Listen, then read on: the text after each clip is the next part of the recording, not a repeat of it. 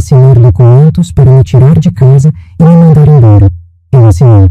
Ele sorria, vitorioso, sem imaginar que minha decisão silenciosa já tinha selado o verdadeiro fim daquela casa. E não era o que ele esperava. A mão do meu filho tremeu quando ele colocou o papel na minha frente. Eu vi. Mesmo fingindo aquela firmeza toda, aquela voz grossa dizendo que era para o meu próprio bem, eu vi a mão dele tremer. E foi nesse tremor que eu entendi que tinha perdido a minha alma. Não para a morte, como perdi meu Antônio 3 anos atrás. Perdi para algo pior. Perdi para a ganância vestida de preocupação, para o egoísmo disfarçado de cuidado. Assina aqui, mãe. É só uma formalidade. Antes de continuar, me conta nos comentários de qual cidade você está acompanhando essa história e se já passou por algo parecido. E não esquece de curtir para não perder histórias como essa. Olhei para aquele papel com letras miúdas que dançavam na minha frente. 62 anos e minha vista já não era a mesma, mas eu não precisava enxergar cada palavra para saber o que estava escrito ali. Transferência de bens, procuração, autorização para internação. As palavras que eu conseguia ler eram como facadas, cada uma delas abrindo um corte novo no meu peito. Ricardo estava ao meu lado, sério, com aquela postura de homem de negócios que ele aprendeu a usar depois que se formou. A Clara, minha nora, estava sentada no sofá da sala, mexendo no celular como se aquilo tudo não fosse com ela. Mas eu sabia. Meu Deus, como eu sabia! Aqueles olhinhos dela subiam de vez em quando, checando se eu ia assinar, se o plano estava dando certo. Ricardo! Minha voz saiu mais fraca do que eu queria. Peguei, tentei de novo. Filho, eu não entendo. Por que você quer me colocar no asilo? Ele suspirou. Aquele suspiro de quem está cansado de explicar a mesma coisa, como se eu fosse a criança e ele o adulto paciente. Quando foi que viramos assim? Quando foi que meu menino, aquele que eu embalava no colo, que chorava no meu ombro quando o pai brigava com ele, virou esse homem frio na minha frente? Não é um asilo, é uma casa de repouso. Tem toda a estrutura, enfermeiras 24 horas, atividades. Ele fazia aqueles gestos com as mãos, como se estivesse me vendendo alguma coisa. E estava, né? Estava me vendendo a ideia de que eu era um peso, um fardo que precisava ser depositado em algum lugar longe deles. Mas eu não preciso de enfermeira. Eu não tô doente. Minha voz estava começando a falhar e eu odiava isso. Odiava para ser fraca. Eu cuido da minha casa, faço minha comida, vou na igreja. Por enquanto. A voz da Clara cortou o ar como uma novela. Ela nem levantou os olhos do celular. Mas a senhora já tem 62 anos, dona Maria. E essa casa tá muito grande para a senhora cuidar sozinha. Já pensou se cai, se passa mal e não tem ninguém aqui? Engoli seco. Ela tinha um jeito de falar que parecia preocupação, mas o veneno estava lá, escondidinho embaixo das palavras bonitinhas. Eu conhecia aquele veneno. Vinha sentindo o gosto dele há meses, desde que ela começou a comentar sobre a idade avançada da senhora, sobre os custos de manter essa casa, sobre como seria mais prático se eu fosse para um lugar adequado. Clara tem razão, mãe. Ricardo concordou rápido demais. Sempre concordava rápido demais com ela. A gente está fazendo isso pensando em você. Imagina a nossa preocupação sabendo que a senhora está aqui sozinha? Quis gritar. Quis sacudir ele e perguntar onde estava essa preocupação toda nos últimos 3 anos, quando fiquei viúva e passei noites em claro chorando pela falta do Antônio. Onde estava essa preocupação quando vendi minhas poucas joias para ajudar a pagar o curso de pós-graduação dele, porque o salário não estava dando conta? Onde estava quando precisei ir sozinha em todas as consultas médicas depois da morte do pai dele, porque eles estavam muito ocupados? Mas eu não gritei. Nunca fui de gritar. Fui criada para engolir, para aguentar, para ser forte em silêncio. Então só perguntei, baixinho, e quanto custa esse lugar? O silêncio que se seguiu foi pesado. Ricardo olhou para Clara. Clara olhou de volta. E nessa troca de olhares, eu vi tudo o que precisava ver. Não era sobre mim. Nunca tinha sido sobre mim. Isso não importa agora, mãe. O importante é... Quanto custa, Ricardo? Repeti, dessa vez com mais firmeza. 2.000 por mês. Ele disse rápido, como quem arranca um band-aid. Mas é um ótimo lugar, tem tudo que... 2.000? Quase ri. Quase. Filho, minha aposentadoria é de 1.500. Como é que... A gente vai ajudar. Clara interrompeu, agora sim, largando o celular e me encarando com aquele sorriso que ela achava que era convincente. Não se preocupe com isso, dona Maria. A gente dá um jeito. A gente dá um jeito. As palavras ecoaram na minha cabeça. Claro que não deram um jeito. O jeito era eu assinar aqueles papéis, transferir a casa que eu e Antônio construímos tijolo por tijolo para o nome deles, e aí sim, aí eles teriam como pagar o tal asilo barato. Venderiam minha casa, ficariam com o dinheiro, e eu apodreceria naquele lugar esperando a morte chegar. E você? O que faria no meu lugar? Assinaria esses papéis confiando que seu filho só quer o seu bem? Levantei devagar da cadeira. Minhas pernas estavam bambas, mas eu não podia demonstrar fraqueza. Não agora. Peguei o papel e olhei para ele com mais atenção, forçando a vista para entender cada cláusula.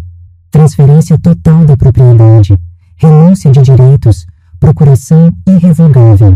Eu preciso pensar. Falei, dobrando o papel. Mãe, não tem muito o que pensar. A gente já visitou o lugar, já conversou com os responsáveis, já... Eu disse que preciso pensar, Ricardo. Dessa vez, minha voz saiu mais dura. Vi ele dar um passo atrás, surpreso. Fazia tempo que eu não falava assim com ele. Fazia tempo que eu não falava assim com ninguém.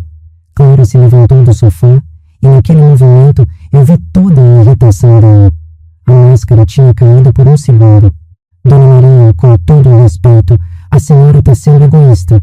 A gente está tentando ajudar e a senhora... Egoísta? A palavra saiu da minha boca antes que eu pudesse segurar. Eu sou egoísta? Clara, calma.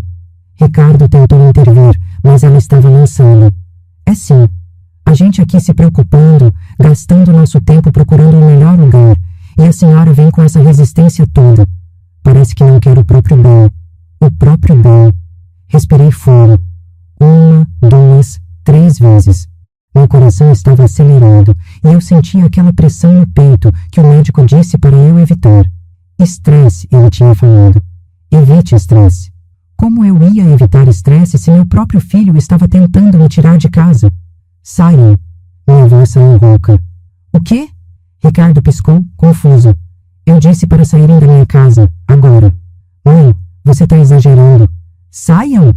O grito saiu de um lugar que eu nem sabia que existia dentro de mim. Um lugar de raiva pura, de dor acumulada, de anos engolindo desaforo e fingindo que estava tudo bem. Ricardo e Clara se entreolharam, assustados. Nunca tinham me visto assim. Eu mesma nunca tinha me visto assim. Tá bom, a gente volta quando a senhora estiver mais calma. Ricardo disse, já pegando a Clara pelo braço e caminhando em direção à porta. Mas pensa no que eu falei, mãe, é sério. A gente só quer o melhor para a senhora. A porta fechou e eu desabei. Literalmente desabei ali no chão da sala, abraçada nos meus próprios joelhos, chorando como não chorava desde o funeral do Antônio. Só que dessa vez não era luto. Era traição. Era a sensação de que tinha dado minha vida inteira por alguém que agora me via como um objeto descartável. Fiquei ali por quanto tempo? Não sei. O sol que entrava pela janela mudou de posição. As sombras ficaram mais longas. Meu corpo doía. Minhas costas reclamavam da posição, mas eu não conseguia me mexer. Era como se toda a energia tivesse sido sugada de mim. Quando finalmente consegui levantar, já estava quase escurecendo. Fui até a cozinha, coloquei água para ferver, fiz um chá de camomila. Meu Antônio sempre dizia que chá de camomila resolvia tudo. Não resolvia, claro, mas o ritual de fazer, de segurar a xícara quente entre as mãos, de sentir o vapor subindo, isso acalmava. Isso me dava 1 minuto para pensar. Sentei na mesma cadeira onde tomava café com meu marido todas as manhãs por 40 anos. A mesma cadeira onde Ricardo sentava quando era criança, balançando as perninhas que não alcançavam o chão, contando sobre o dia na escola. Quando foi que tudo mudou? Quando foi que meu menino virou esse estranho? A resposta veio clara como cristal. Clara. Desde que ela entrou na vida dele, as coisas começaram a mudar. Aos poucos, devagar, como veneno sendo colocado gota por gota na comida. Primeiro foram as visitas que ficaram mais raras. Depois, os telefonemas que não eram mais retornados. Depois, aquele Natal onde eles não vieram porque tinham um compromisso com a família dela. E eu tinha engolido tudo, sorrido, dito que entendia, que não tinha problema. Lembrei de um Natal específico. Fazia uns 15 anos. Ricardo tinha uns 20 e poucos, estava na faculdade. Ele queria muito um notebook novo, daqueles modernos que estavam saindo. O dele tinha quebrado e ele precisava para os trabalhos. Eu e Antônio não tínhamos dinheiro. A situação estava apertada. Meu marido tinha acabado de perder o emprego. Mas eu tinha um anel. O anel de formatura da minha mãe que ela tinha me deixado quando morreu. Era ouro. Tinha uma pedra pequena, mas bonita. Eu guardava aquele anel como se fosse a coisa mais preciosa do mundo porque era. Era minha mãe. Era minha história. Vendi o anel. Não contei para o Ricardo. Não contei nem para o Antônio. Peguei o dinheiro e comprei o notebook. Lembro da cara do meu filho no Natal quando abri o presente. Ele chorou. Me abraçou tão forte que eu senti que ia sufocar. Obrigado, mãe. A senhora é a melhor mãe do mundo. A melhor mãe do mundo. Onde estava aquele menino agora? Onde estava aquele abraço, aquela gratidão, aquele amor? Tomei outro gole do chá, já frio. A noite tinha caído completamente e eu não tinha nem ligado as luzes. Ficava ali no escuro, deixando as lembranças me inundarem. Depois da morte do Antônio, eu tinha ficado perdida. Ele era minha norte, minha bússola. Quando ele se foi, foi como se alguém tivesse apagado todas as luzes e me deixado numa sala escura, sem saber por onde andar. Ricardo tinha prometido que ia cuidar de mim. Pode contar comigo, mãe. Eu tô aqui. Mas ele não estava. Não do jeito que eu precisava. As visitas eram rápidas, sempre com desculpas para sair logo. Tenho que trabalhar, mãe. A Clara me espera em casa. A gente já tem compromisso. E a Clara? Ah, a Clara. No começo ela era doce. Chamava de Dona Maria, com aquele respeito todo. Trazia bolos quando vinha me visitar. Perguntava se eu precisava de alguma coisa. Eu tinha gostado dela. Tinha achado que finalmente meu filho tinha encontrado alguém bom. Alguém que ia cuidar dele como eu cuidava. Mas aos poucos a máscara foi caindo. Os comentários começaram sutis. Dona Maria, a senhora não acha que está na hora de pintar essa casa? Tá tão desgastada. Nossa, esse sofá é da época da vovó da senhora? Que cheiro de velho, né? Casa de idoso sempre tem esse cheiro. Idoso. Velho. Ela usava essas palavras como se fossem insultos. Como se ter vivido, ter experiência, ter história, fosse algo vergonhoso. E Ricardo nunca a contrariava. Nunca me defendia. Só sorria aquele sorriso sem graça e mudava de assunto. Levantei e finalmente acendi a luz. Minha casa estava organizada, limpa. Eu caprichava nisso. Cada objeto no seu lugar, cada cômodo cuidado com carinho. Essa casa era meu mundo. Era onde eu tinha criado meu filho, onde tinha amado meu marido, onde tinha rido e chorado e vivido. E agora queriam tirar isso de mim? Queriam me arrancar daqui, como se eu fosse um móvel velho que não serve mais? Caminhei pela casa, meus passos ecoando no silêncio. Passei a mão na mesa da sala, no estante onde ficavam as fotos de família. Parei em frente a uma foto do Ricardo criança. Ele devia ter uns 6 anos. Estava sem os dentes da frente, sorrindo largo para a câmera. Lembrei daquele dia. Tínhamos ido no parque. Ele tinha caído do balanço e perdido o dente. Chorou tanto, com medo de que não ia nascer outro. Eu segurei ele no colo, limpei o sangue, beijei a bochecha e prometi que ia nascer sim, um dente ainda mais bonito. E nasceu. E ele cresceu. E virou esse homem que agora queria me internar no asilo. O telefone tocou, me assustando. Olhei no relógio. 9 da noite. Quem seria? Atendi com o coração acelerado. Alô? Maria? É você? A voz do outro lado era conhecida, mas eu não conseguia identificar logo de cara. Quem é? É o Sebastião. Sebastião Ferreira. A gente estudou junto, lembra? Sebastião. Claro. Sebastião Ferreira, o menino tímido que sentava na minha frente na sala de aula. A gente tinha perdido contato fazia... Quanto tempo? Uns 40 anos? Sebastião? Meu Deus, quanto tempo!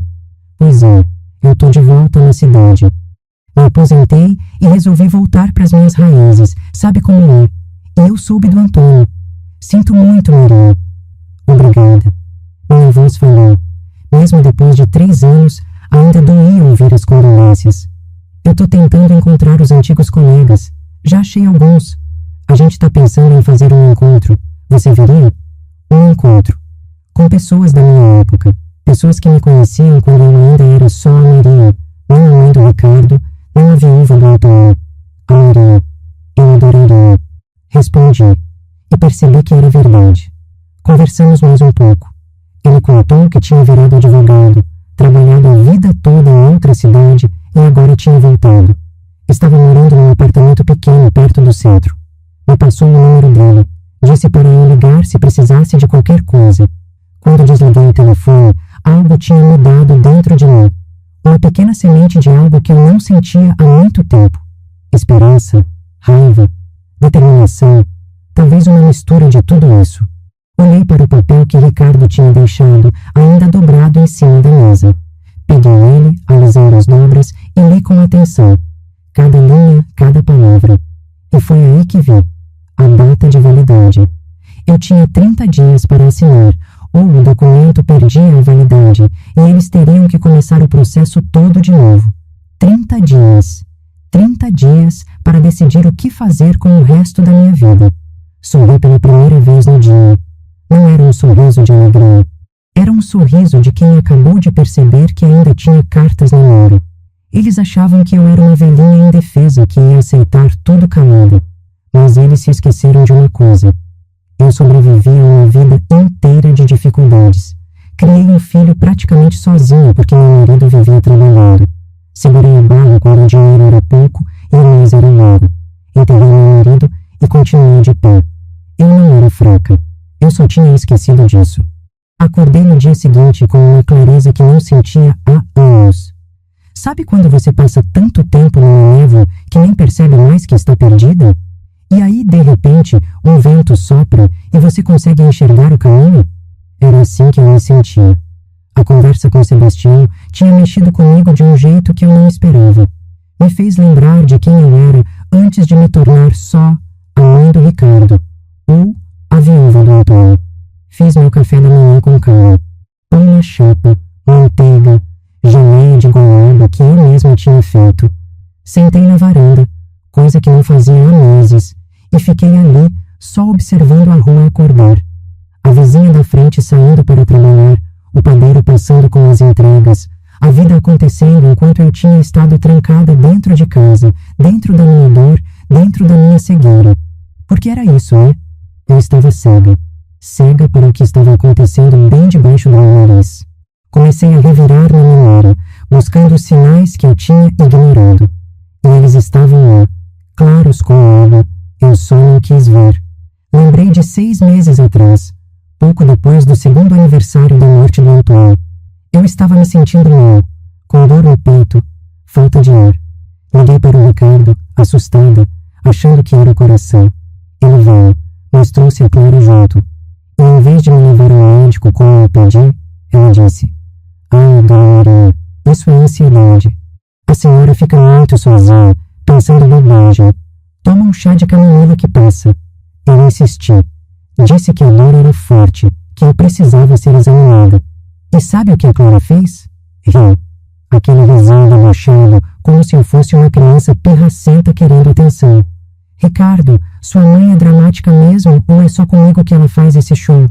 Esperei meu filho me defender. Esperei que ele dissesse alguma coisa. Mas ele só deu de ombros e disse: "Mãe, se a dor persistir, a senhora marca uma consulta. Mas a Clara tem razão. A senhora ainda é muito estressada. Precisa relaxar." Relaxar. Como se fosse simples assim. Como se a dor fosse só na minha cabeça. Acabei indo sozinha ao posto de saúde 3 dias depois. Era mesmo ansiedade. O médico confirmou. Mas podia não ser. Podia ser algo grave. E eles não estavam nem aí. Outro sinal. A história da minha aposentadoria. Quando o Antônio morreu, eu comecei a receber a pensão dele junto com a minha aposentadoria. Não era muito, mas dava para viver com dignidade. Um dia, uns 8 meses atrás, Ricardo apareceu aqui dizendo que tinha um investimento muito bom, que ia me dar retorno garantido, que eu ia até ganhar mais dinheiro. É só transferir o dinheiro para minha conta, que eu cuido de tudo. Eu questionei. Perguntei que investimento era esse, Sr. Seguro. E ele ficou irritado. Disse que eu não confiava nele, que ele era formado em administração, que entendia de dinheiro mais do que eu. A senhora quer viver comendo miséria o resto da vida ou quer ter uma velhice confortável? A Clara estava do lado dele, balançando a cabeça em concordância, dizendo que era uma ótima oportunidade. No fim, eu não transferi. Alguma coisa dentro de mim gritou para não fazer isso. E sabe o que aconteceu? Eles ficaram semanas sem aparecer aqui. Semanas sem ligar. Até que a Clara veio sozinha, com aquela cara de anjo, pedindo desculpas pelo mal-entendido. A gente só queria ajudar a senhora a ter um futuro melhor, Dona Maria. Mas tudo bem. A senhora sabe o que é melhor para a senhora. O jeito que ela disse aquilo, o jeito passivo-agressivo, cheio de veneno escondido. Eu deveria ter visto. Deveria ter percebido que aquilo não era sobre me ajudar. Era sobre controle. Era sobre dinheiro.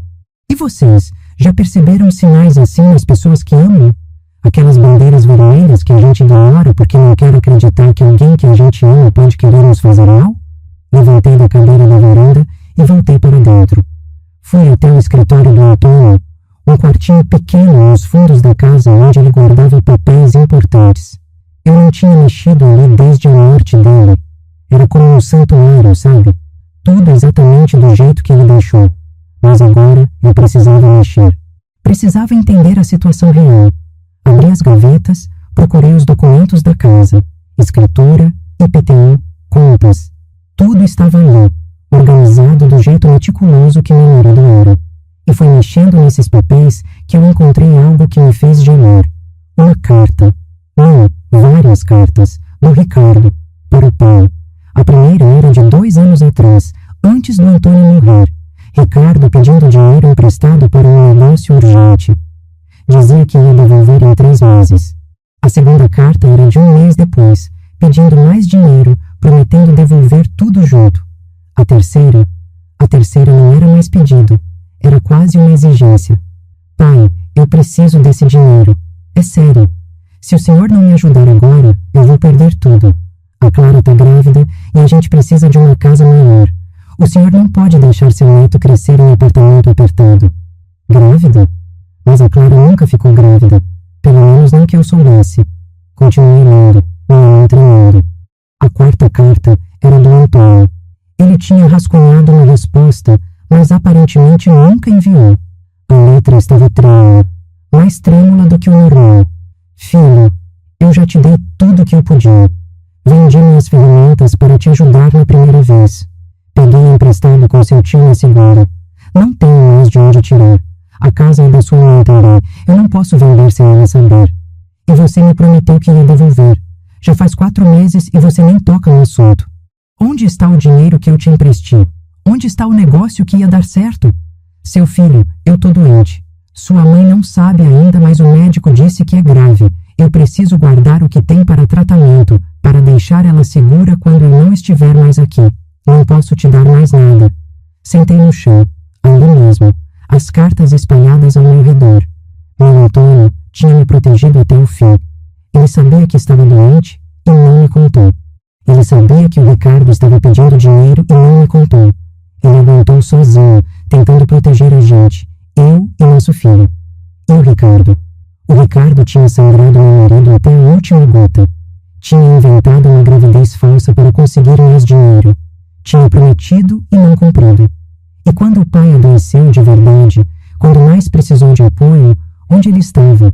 Chorei. Chorei tanto que perdi a conta do tempo. Chorei pelo meu marido que carregou esse peso sozinho. Chorei por mim, que fui tão ingênua. Chorei pelo filho que eu achava que tinha criado, mas que aparentemente nunca existiu. Quando finalmente consegui levantar, já era tarde. Juntei as cartas com cuidado, guardei num envelope separado. Isso era prova. Prova do caráter do meu filho.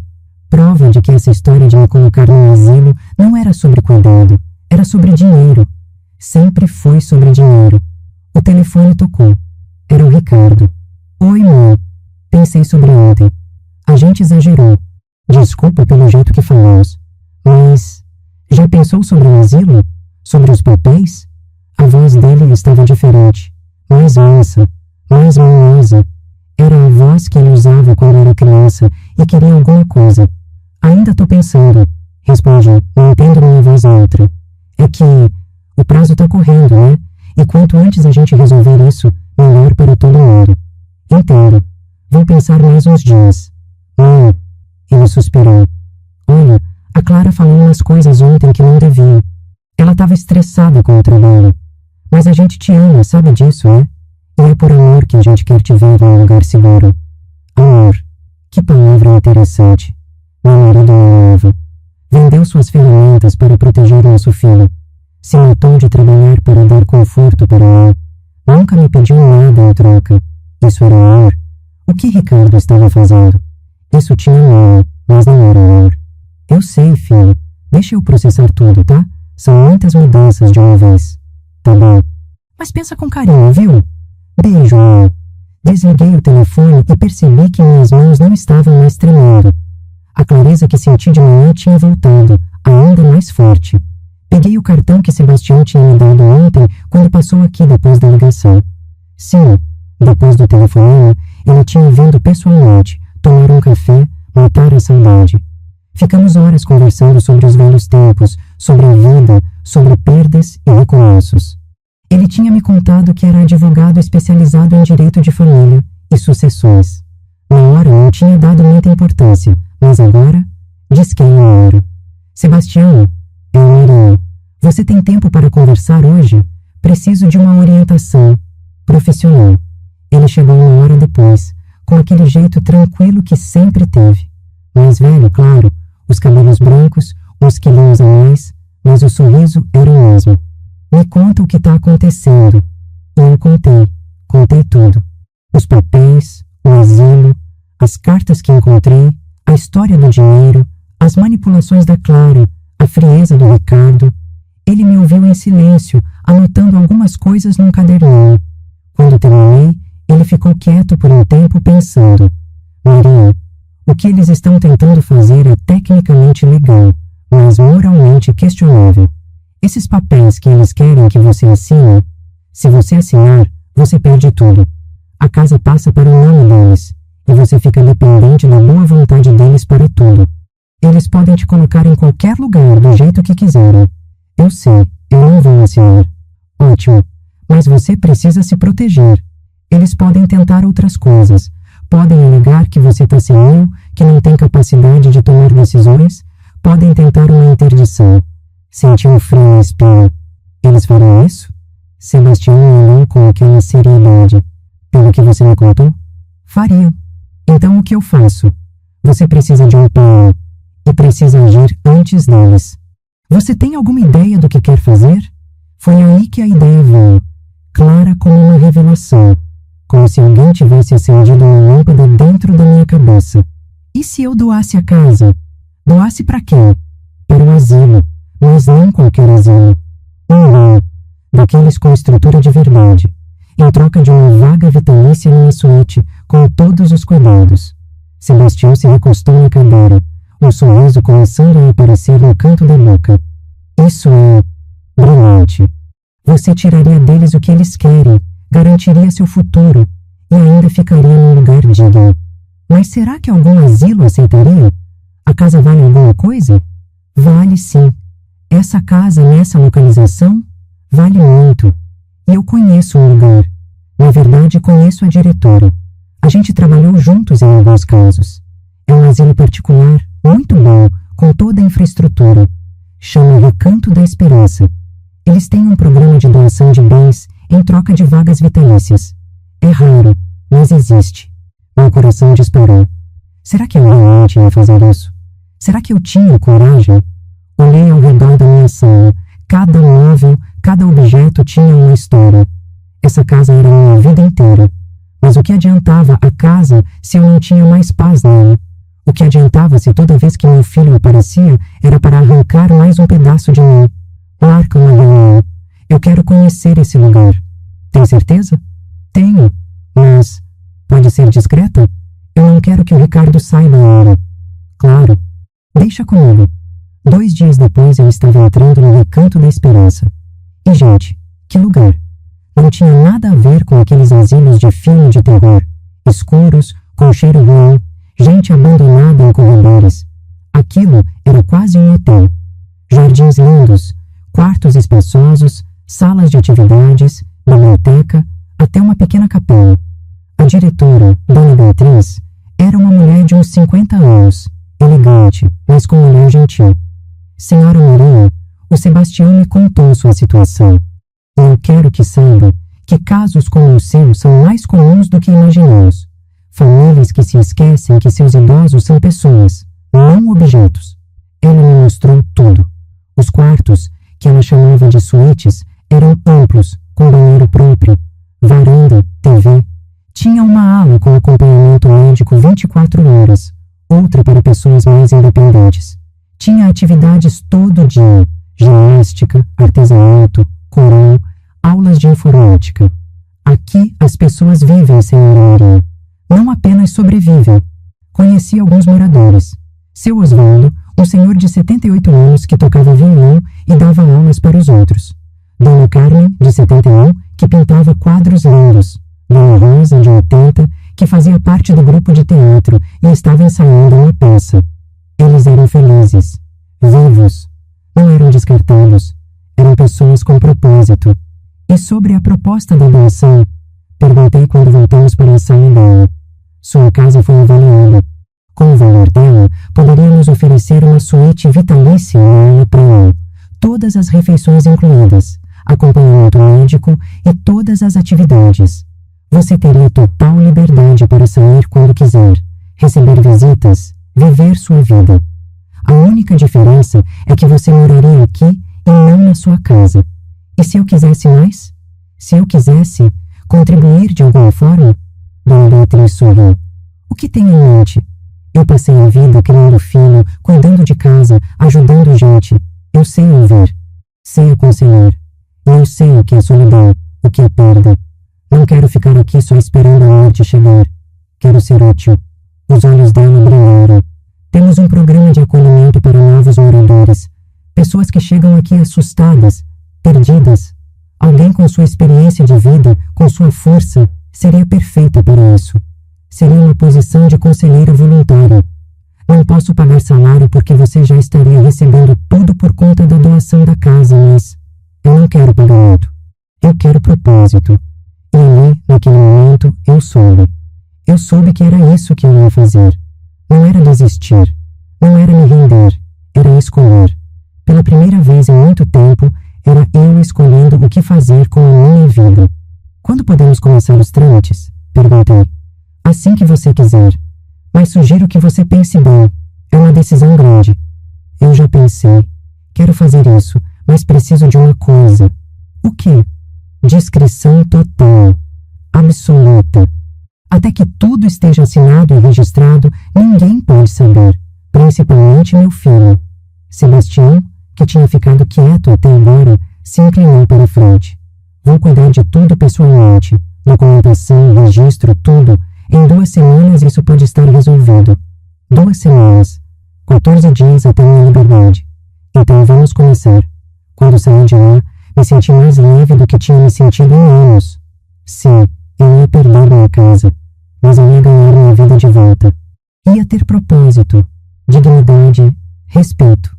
Coisas que meu próprio filho tinha me tirado. A vingança não é sempre sobre destruir quem te machucou. Às vezes, é sobre se reconstruir de um jeito que eles nunca esperaram. É sobre mostrar que você é mais forte do que eles imaginavam. E eu ia mostrar. Os próximos dias foram os mais intensos da minha vida. Eu me sentia como uma espiã, vivendo uma vida dupla. De um lado, a Maria que o Ricardo e a Clara conheciam, a velhinha frágil, confusa, que estava pensando sobre assinar os papéis. Do outro, a Maria de verdade, a mulher que estava planejando cada movimento com a precisão de um jogador de xadrez. Sebastião foi incrível. Ele organizou tudo nos mínimos detalhes. A avaliação da casa foi feita por um perito de confiança que veio quando Ricardo estava trabalhando. Os documentos foram preparados em sigilo. Cada papel, cada assinatura, cada carimbo. Em uma semana está tudo pronto. Ele me disse na quarta reunião que tivemos. Mas Maria, você tem certeza absoluta? Depois que assinar, não tem volta. Tenho certeza. E eu tinha mesmo. Cada dia que passava, cada interação com meu filho só reforçava que eu estava fazendo a coisa certa. Porque Ricardo não parava. Ele ligava todo dia. Às vezes 2, 3 vezes. Sempre com aquela voz melosa, aquele jeitinho de quem se importa. E aí, já pensou melhor sobre nossa conversa? Ainda tô pensando, filho. É que o tempo tá passando, né? E quanto mais a gente demora, mais complicado fica. Tem até uma vaga disponível agora no asilo. Mas se a gente não garantir logo, vaga disponível, como se fosse vaga de hotel, de restaurante, não era um lugar onde eu ia passar o resto dos meus dias. Era só uma vaga. E a Clara? Ela foi mais longe. Começou a aparecer aqui sem avisar. 2, 3 vezes na mesma semana. Sempre com desculpa diferente. Vem trazer um bolo, dona Maria. A senhora gosta tanto de bolo de fubá. Passei aqui perto e pensei em dar uma passadinha. Ricardo pediu para eu vir buscar uns documentos dele que estão aqui. Mas eu via. Via o jeito que ela leva para casa. Como se estivesse fazendo um inventário, calculando quanto cada coisa valia. Vi ela fotografando alguns cômodos para mostrar para o Ricardo. Vi ela medindo a sala com aqueles aplicativos de celular. Eles já estavam vendendo uma casa na cabeça deles. Já estavam gastando o dinheiro que iam ganhar. E eu ali, sorrindo, oferecendo café, fingindo que não entendia nada. Teve um dia que eu quase me entreguei. Foi quando a Clara trouxe umas revistas de decoração. Olha só, dona Maria. Eu separei umas ideias aqui de como a senhora pode decorar o quartinho no asilo. Deixar mais com a cara da senhora, sabe? Eu abri as revistas na minha frente. Eram quartos minúsculos, com uma cama, um armário pequeno, uma cadeira. Tudo apertado, tudo sem vida. A senhora pode trazer algumas fotos, uns bibelôs. Vai ficar aconchegante. Aconchegante. Aquela palavra me deu uma raiva tão grande que eu tive que apertar as mãos debaixo da mesa para não gritar. De toda a minha casa, de toda a minha vida, eu ia poder levar alguns bibelôs. Que bonito! Foi tudo que consegui dizer, né? Eu sabia que a senhora ia gostar. E outra coisa. O Ricardo estava pensando. Depois que a senhora mudar, a gente pode fazer uma renovação aqui na casa antes de vender. Pintar, trocar piso, essas coisas. Valoriza bem o imóvel. Então era isso. Vender. Nem disfarçavam mais. Vocês vão vender a casa? Perguntei fingindo surpresa. Ai, dona Maria, a senhora não acha melhor? Quer dizer, para que manter essa casa parada pagando IPTU, luz, água? É dinheiro jogado fora. E com o dinheiro da venda, a gente garante que a senhora vai ter tudo o que precisa no asilo. Garante que eu vou ter. Claro, do dinheiro da minha casa. Faz sentido, murmurei. Então tá decidido. Ai, que alívio. Vou falar pro Ricardo. Ele vai ficar tão feliz. Ela se levantou, já pegando o celular, já discando. Tive que intervir. Claro, espera. Eu não disse que tá decidido. Eu disse que faz sentido. Mas eu ainda preciso processar tudo isso. Vi a irritação passar pelo rosto dela. Foi rápido, mas eu vi. A máscara caindo por um segundo.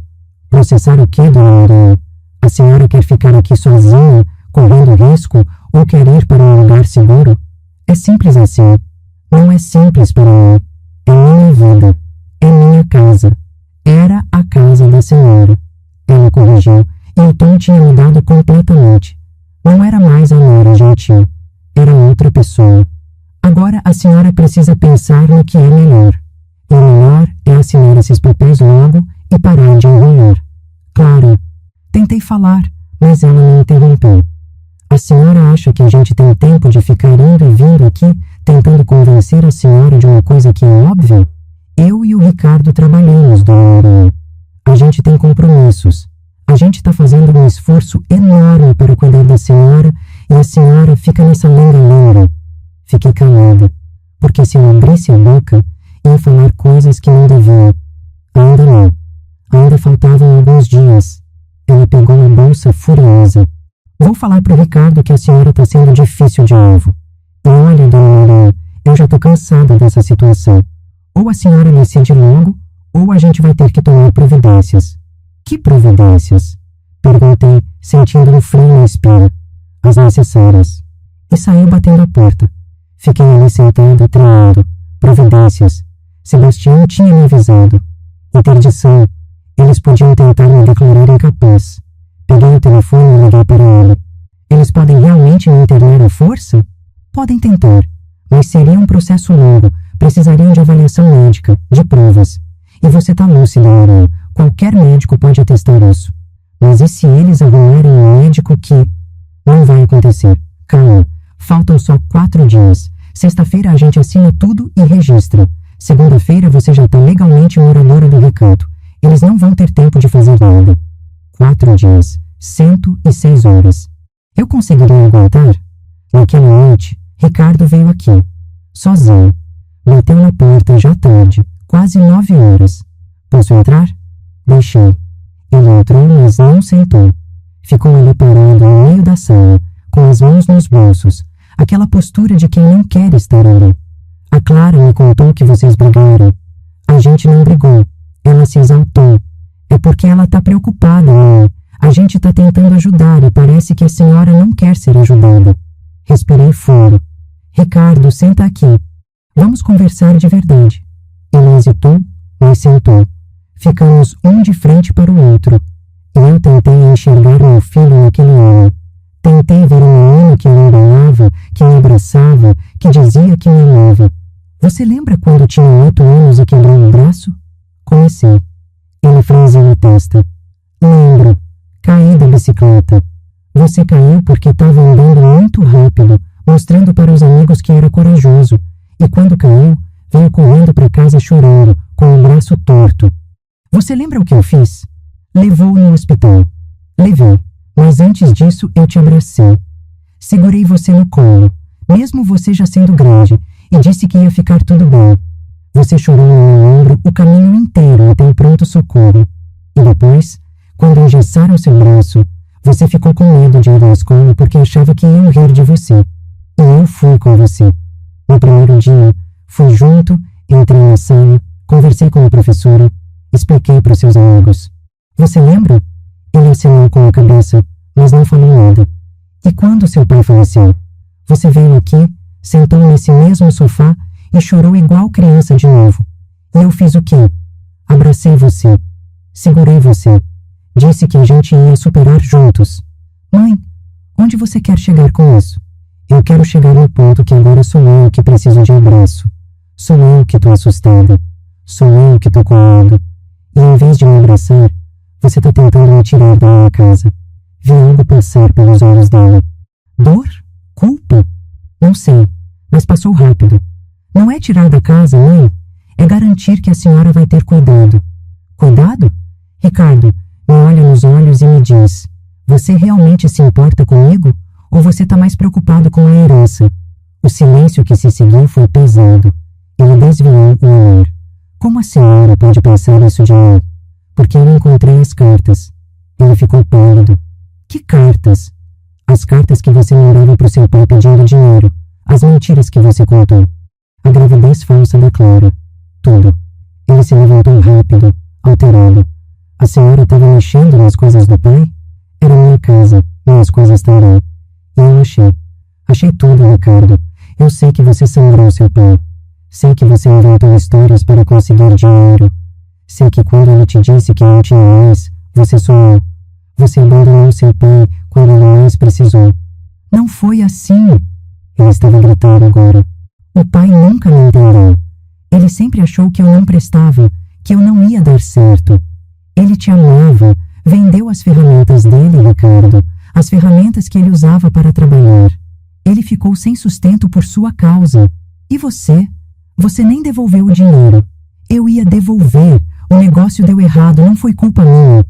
E a gravidez da Clara, isso também deu errado? Ele ficou vermelho. Foi um mal-entendido. A gente pensou que ela estava grávida, mas... Vocês mentiram. Inventaram uma história para manipular seu pai. E agora estão fazendo a mesma coisa comigo. Não é a mesma coisa. Ele socou a mesa me assustando. A senhora não entende. A gente precisa dessa casa. Estamos com dívidas, mãe. Muitas dívidas. E essa casa é a solução. Finalmente. A verdade. Crua, feia, mas a verdade. Então é isso. Não é sobre me cuidar. É sobre dinheiro. Ele passou a mão no rosto cansado. Quando olhou para mim de novo, não tinha mais raiva. Tinha desespero. Mãe, eu ferrei tudo. Investi em negócios errados, confiei em pessoas erradas. A gente deve muito, muito mesmo. E se a gente não pagar logo, vão tomar o apartamento. A gente vai ficar na rua. E a solução é me colocar na rua? A senhora não vai ficar na rua. Vai ficar num asilo. Um asilo barato que vocês escolheram. Enquanto pegam o dinheiro da venda da minha casa para pagar suas dívidas. Ele se sentou de novo, derrotado. Eu não queria que fosse assim. Eu juro. Mas eu não tenho escolha. Todo mundo tem escolha, Ricardo. Você escolheu gastar além do que tinha. Escolheu mentir para o seu pai. Escolheu me manipular. Foram suas escolhas. E a senhora? Vai escolher o quê? Me deixar afundar? Olhei para meu filho. Aquele homem quebrado na minha frente. Parte de mim queria ajudar. Era meu instinto de mãe. Mas outra parte, a parte que estava finalmente acordando depois de anos dormindo, sabia a verdade. Se eu ajudasse agora, ele nunca ia aprender. Nunca ia mudar. E eu ia passar o resto da minha vida curta sendo sugada por ele. Vou escolher a mim, Ricardo. Pela primeira vez na vida, vou escolher a mim. Ele me olhou como se eu tivesse batido nele. Depois levantou, foi até a porta. Antes de sair, virou e disse: a senhora vai se arrepender disso. A gente vai ter que tomar medidas legais. A senhora não está em pleno juízo das suas faculdades. Pode tentar. Falei, e minha voz não tremeu. Mas vai perder. Ele saiu. E eu fiquei ali, sozinha na sala, ouvindo o som do carro dele indo embora. E sabe o que eu senti? Alívio. Um alívio enorme. A máscara tinha caído de vez. Não tinha mais fingimento. Eu sabia exatamente quem meu filho era.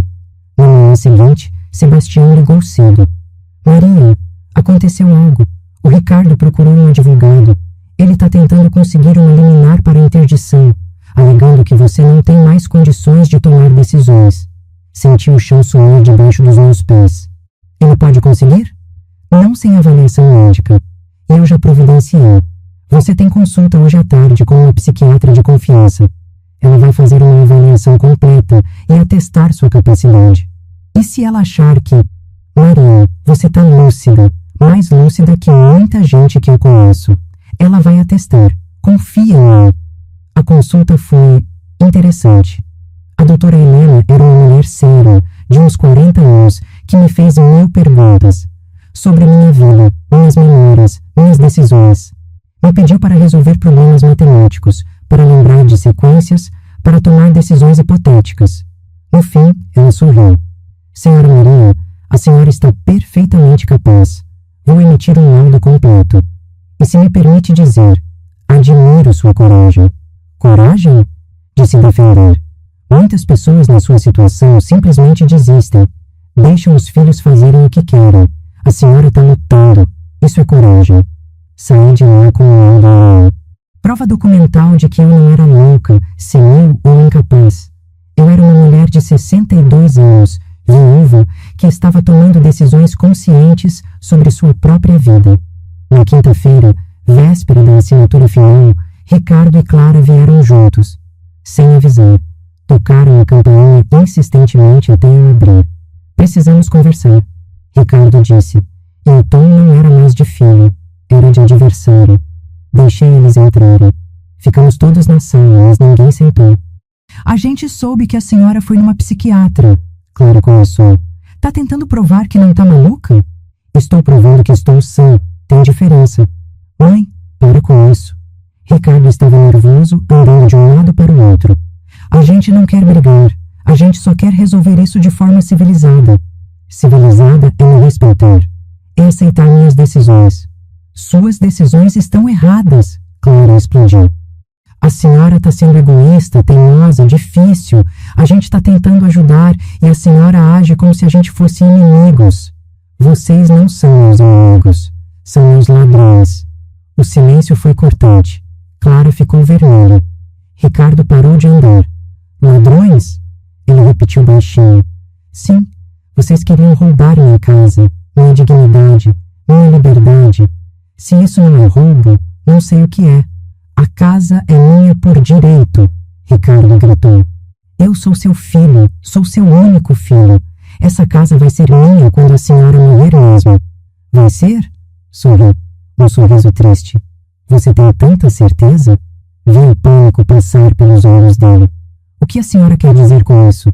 Quero dizer que essa casa é minha, e eu faço o que eu quiser com ela. Clara deu um passo à frente ameaçadora. A senhora não vai fazer nada. A senhora vai assinar aqueles papéis e vai para o asilo. E se não for por bem, vai ser por mal. É uma ameaça? É um aviso. Peguei o telefone. Sebastião, pode vir aqui? Agora. Ele chegou em 15 minutos. Quando Ricardo viu o advogado entrar, ficou lívido. O que ele está fazendo aqui? Sebastião é meu advogado e meu amigo, e ele vai testemunhar essa conversa toda. Testemunhar o quê? Clara estava visivelmente nervosa agora. As ameaças, a coerção, tudo o que vocês disseram hoje. Sebastião puxou um pequeno gravador do bolso. E que eu gravei com autorização da Dona Maria.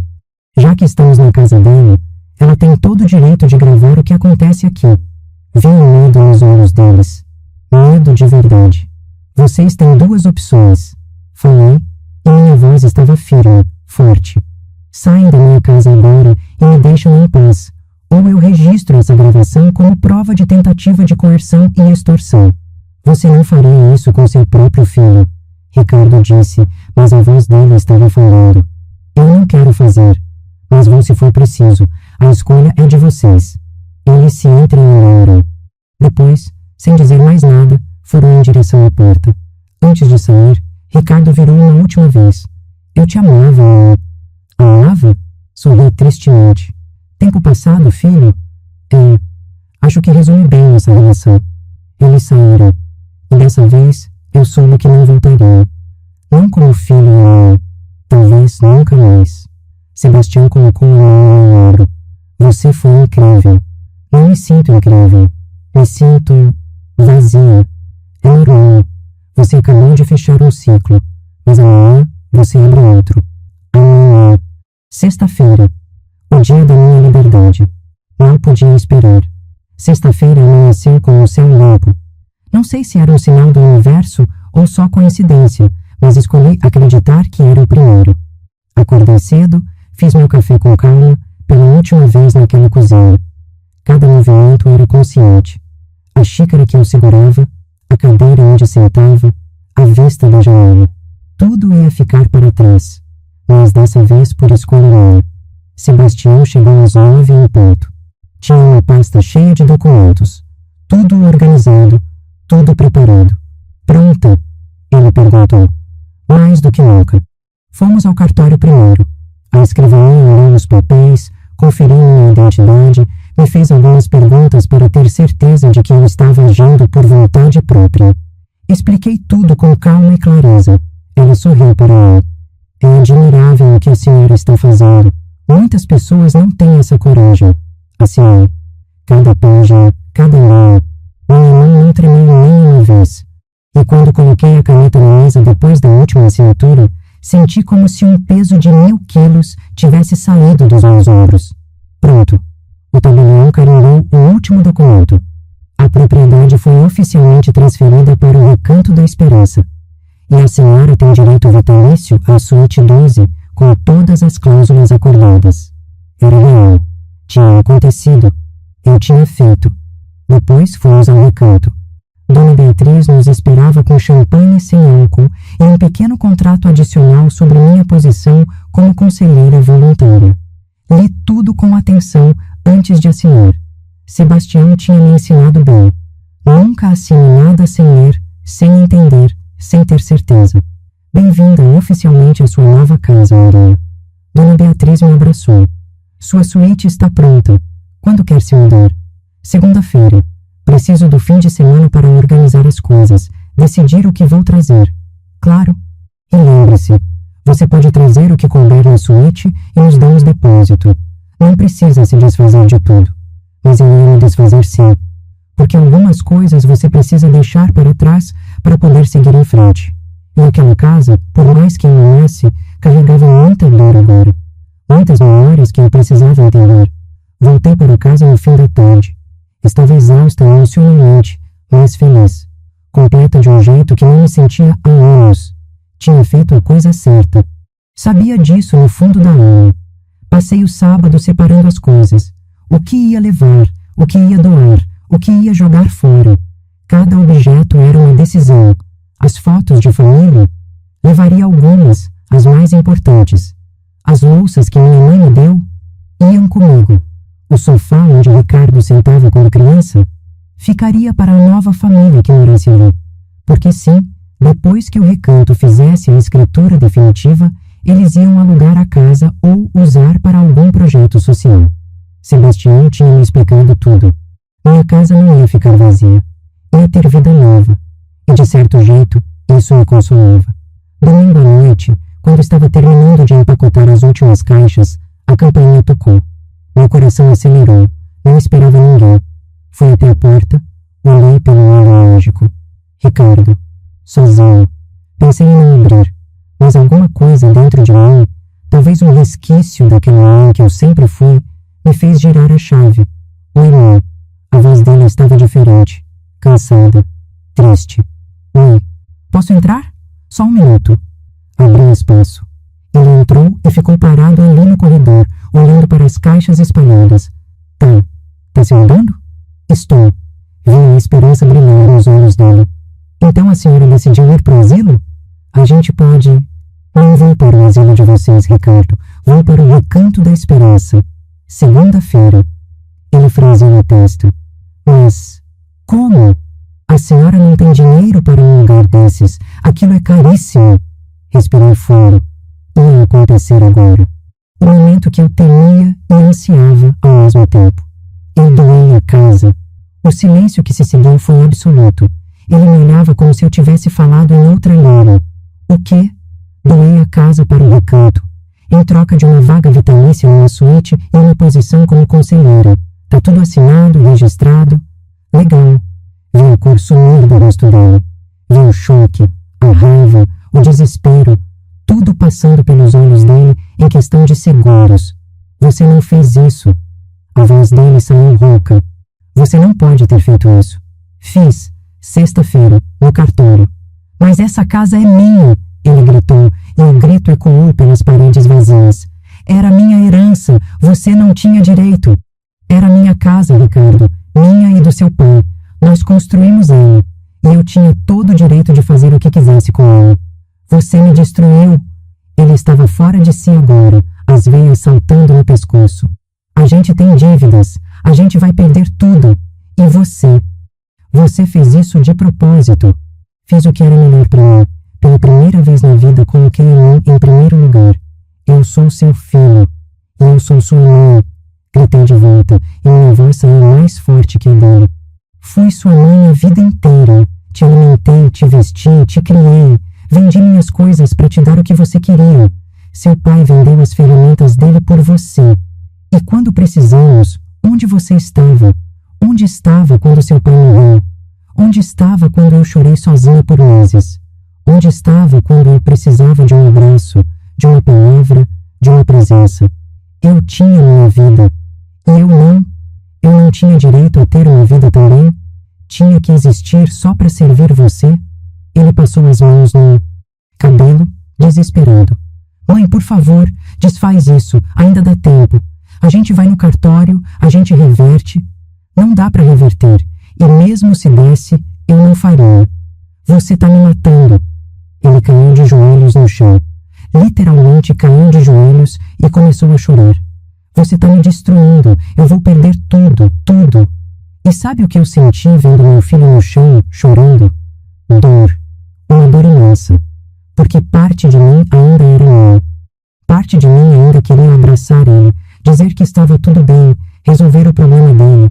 Mas eu não podia, porque se eu fizesse isso, eu estaria me matando. E eu já tinha morrido pequenas mortes tempo demais. Ricardo, levanta. Falei baixinho. Levanta e me escuta. Ele levantou devagar, as lágrimas escorrendo pelo rosto. Você está nessa situação porque fez escolhas ruins. Você mentiu para o seu pai, inventou histórias, pegou dinheiro e não devolveu. Gastou além do que tinha. Essas foram suas escolhas, não minhas, e as consequências são suas também. Mas você é minha mãe. Exatamente, sou sua mãe, não sua salvadora, não seu banco, não sua propriedade. Sou uma mulher de 62 anos que merece viver com dignidade os anos que me restam. E era isso que você ia tirar de mim. Eu não ia. E assim, você ia me colocar num asilo barato, vender minha casa, pegar o dinheiro e me esquecer lá. Vocês nem tentaram esconder. A Clara até trouxe revistas de decoração para um quarto minúsculo. Ele abaixou a cabeça. Não tinha como negar. E sabe o que é pior, Ricardo? Não é nem ter perdido a casa. É ter perdido você. O filho que eu criei, que eu amei, que eu sacrifiquei tudo por ele. Esse filho não existe mais. No lugar dele tem um homem que eu não reconheço. Mãe, não. Me deixa terminar. Eu passei minha vida inteira colocando todo mundo na frente. Seu pai, você, a família. Eu era sempre a última. E olha onde isso me trouxe. Trouxe para um lugar onde meu próprio filho tentou me tirar minha dignidade. Então não, Ricardo. Dessa vez não. Dessa vez eu escolhi. Ele ficou ali parado, sem saber o que dizer. E foi nesse silêncio que eu vi finalmente quem ele realmente era. Não o menino doce que eu embalava no colo. Não o filho carinhoso que me abraçava. Mas um homem egoísta, manipulador, que só se importava comigo enquanto eu era útil. E dói reconhecer isso. Dói mais do que qualquer coisa que eu já senti na vida. Mas era a verdade. Quero que você vá embora agora, falei, controlando as lágrimas. E não volte. Mãe, por favor, vá embora. Ele deu um último olhar, um olhar que carregava raiva, mágoa, desespero. Depois virou e saiu. Ouvi a porta bater, o carro ligar, o som dele indo embora. E aí desabei. Chorei como não chorava em muito tempo. Chorei pelo filho que eu perdi. Chorei pela família que eu não tinha mais. Chorei por tudo que eu tinha aberto mão na vida. Mas no meio das lágrimas tinha algo mais. Tinha alívio. Tinha liberdade. Tinha a sensação de que, pela primeira vez em décadas, eu era dona da minha própria vida. Segunda-feira chegou rápido demais e devagar demais ao mesmo tempo. Sebastião veio me buscar com uma van que Dona Beatriz tinha mandado. Carregamos as caixas, as malas, as sacolas. Não era muita coisa no fim das contas. Uma vida inteira cabia em 10 caixas. Dei uma última volta pela casa vazia. Passei a mão nas paredes, olhei pela janela da cozinha, sentei por um minuto no degrau da varanda, onde o Antônio sempre sentava. Disse adeus. Para a casa, para as memórias, para a vida que eu tinha tido ali. Não era um adeus triste. Era um adeus necessário. O recanto estava lindo naquela hora. O sol batia nos jardins, tinha gente caminhando pelos corredores, risadas vindas da sala de atividades. Era vida, pulsando, vibrante, real. Dona Beatriz me recebeu com um abraço. Bem-vinda para casa, Maria. Para casa. Aquelas palavras ecoaram dentro de mim. Casa não era mais um lugar físico. Era onde eu me sentia segura, respeitada, viva. Minha suíte era perfeita, espaçosa, com banheiro próprio, uma varanda pequena com vista para o jardim. Tinha espaço para minhas coisas, para minhas fotos, para minha vida. Comecei a desempacotar e pela primeira vez em meses me senti em paz. Bati na porta. Era seu Osvaldo, o senhor que tocava violão. Dona Maria, vim dar as boas-vindas. A gente soube que a senhora vai ser nossa nova conselheira. Vou sim. Espero poder ajudar. Vai ajudar muito. A gente precisa de gente com experiência de vida como a senhora. Com história para contar.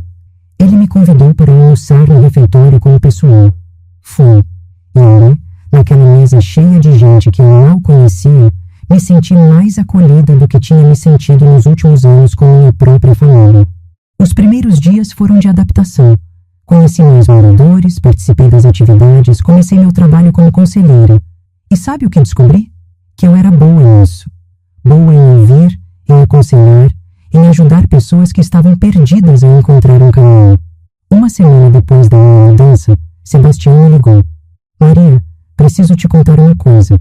O Ricardo e a Clara, eles perderam o apartamento. Não conseguiram pagar as dívidas. Senti um aperto no peito. E agora? Eles foram morar com os pais dela, temporariamente, até se reorganizarem. Os pais dela aceitaram? Aceitaram, mas dizem que tá tenso lá. Imaginei meu filho morando como agregado, dependendo da boa vontade dos sogros. Parte de mim sentiu dor, mas outra parte, a parte que tinha aprendido sobre consequências, sabia que isso era necessário. Era a única forma dele aprender. Ele perguntou de você. Sebastião continuou. O que perguntou? Se você estava bem? Se estava feliz? Se tinha alguma chance de você perdoar ele. Fiquei quieta por um tempo, pensando. Perdão. Palavra tão pequena, mas tão complicada. Diz para ele que eu estou bem, que estou feliz e que, talvez um dia a gente possa conversar. Mas não agora. Agora eu preciso viver. Vou transmitir. Desliguei o telefone e olhei pela janela. Dona Rosa estava ensaiando no jardim, praticando as falas da peça. Seu Osvaldo tocava violão na varanda. Dona Carmen pintava. Vida acontecendo em cada canto. E eu estava viva. Finalmente, completamente viva. 3 meses depois, eu estava sentada na minha varanda quando uma moça se aproximou. Ela era nova, devia ter chegado naquele dia, estava chorando baixinho. Você é a conselheira? Ela perguntou. Sou. Maria, senta aqui comigo. Ela sentou, enxugando as lágrimas. Desculpa, é que meus filhos me trouxeram aqui hoje. Disseram que não tem como cuidar de mim. E eu me sinto tão descartada. Peguei a mão dela, aquela outra assustada, e sorri. Eu sei exatamente como você se sente. E posso te dizer uma coisa? Você não foi descartada. Você foi libertada. E eu vou te mostrar por quê. Passei aquela tarde conversando com ela, contando minha história, ouvindo a dela, mostrando que era possível recomeçar, que idade não era fim, era apenas um novo começo. E quando ela saiu da minha varanda, vi nos olhos dela algo que reconheci: esperança. Foi naquele momento que entendi completamente o que eu tinha feito. Não tinha sido vingança, não tinha sido raiva, tinha sido amor próprio. Tinha sido a decisão de não deixar que me tratassem como descartável.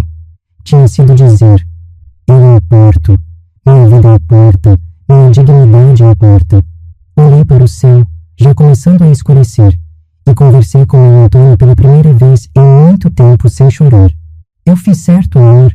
Eu sei que você queria que eu cuidasse do nosso menino, mas ele não é mais menino, e eu não podia deixar que ele me destruísse. Espero que você entenda. O vento soprou, balançando as folhas das árvores, e de algum jeito senti que ele entendia, que ele aprovava, que ele estava orgulhoso de mim por finalmente ter colocado limites. Hoje, 6 meses depois de me mudar para cá, posso dizer que sou feliz. Não é uma felicidade eufórica, dessas de filmes. É uma felicidade quieta, constante, que vem de saber que você está onde deveria estar, fazendo o que deveria fazer. Tenho meus dias ruins, dias que sinto falta da minha casa, dias que penso no Ricardo e me pergunto como ele está, mas esses dias são cada vez menos. E nos dias bons, que são a maioria, eu sorrio, eu rio, eu vivo, porque no fim, a vida não é sobre quantos anos você tem, é sobre o que você faz com os anos que te restam. E eu decidi que meus anos não iam ser desperdiçados em migalhas de afeto, em manipulações disfarçadas de amor, em ser conveniente para pessoas que não me valorizavam.